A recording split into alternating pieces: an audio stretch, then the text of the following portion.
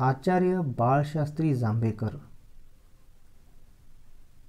नवीन उंचावलेल्या ज्ञानाच्या कक्षेमुळे समाजाची द्विधा मनस्थिती झाली होती. तो चाचपडत होता. अशा परिवर्तनाच्या काळात व्यापक दृष्टीने समाज जागृती आणि मार्ग दाखवण्याचे महत्त्वाचे कार्य जांभेकरांनी केले.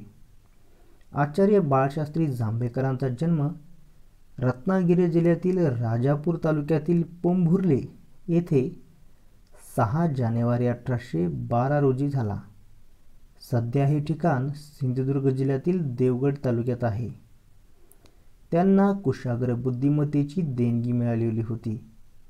संस्कृत, इंग्रजी, गुजराती, बंगाली, फारसी आदी भाषा त्यांनी आत्मसात केल्या. इतर विषयातही त्यांनी प्रावीण्य मिळवले होते. शिक्षण पूर्ण झाल्यानंतर ते बॉम्बे नेटिव्ह एज्युकेशन सोसायटीमध्ये डेप्युटी सेक्रेटरी या महत्त्वाच्या पदावर रुजू झाले. सरकारच्या वतीने अक्कलकोटच्या युवराजाचे शिक्षक झाले. नंतर ते एल्फिन्स्टन कॉलेजमध्ये असिस्टंट प्रोफेसर झाले. त्यांच्या विद्वत्तेचा तो यथोचित सन्मान होता. पुढे त्यांनी शिक्षकांच्या अध्यापन वर्गाचे संचालक म्हणून काम केले. मुंबई इलाक्यातील प्राथमिक शाळा तपासणीसाठी निरीक्षक म्हणून सरकारने त्यांची नियुक्ती केली.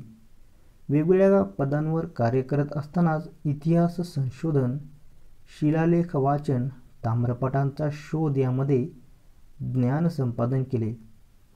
त्यांनी इतिहास, भूगोल, व्याकरण, गणित, छंदशास्त्र, नीतिशास्त्र इत्यादी विषयांवर पुस्तके लिहिली. त्यांनी शून्यलब्धी, हिंदुस्थानचा इतिहास, हिंदुस्थानचा प्राचीन इतिहास, सारसंग्रह, इंग्लंडचा इतिहास इत्यादी ग्रंथ लिहिले. याशिवाय ज्ञानेश्वरीचे पाठभेदासह संपादन केले. वृत्तपत्र हे समाज जागृतीचे अत्यंत महत्त्वाचे साधन आहे याचा मागोवा घेऊन 1832 मध्ये दर्पण हे मराठी भाषेतील पहिले वृत्तपत्र सुरू केले. 1840 मध्ये दिग्दर्शन हे मासिक सुरू केले.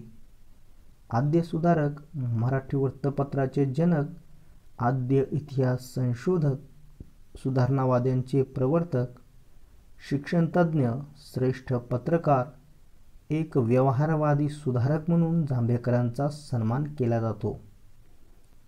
त्यांना महाराष्ट्रातील अग्रणी सुधारक मानले जाते. इसवी सन 17 मे 1846 रोजी बनेश्वर येथे त्यांचा मृत्यू झाला.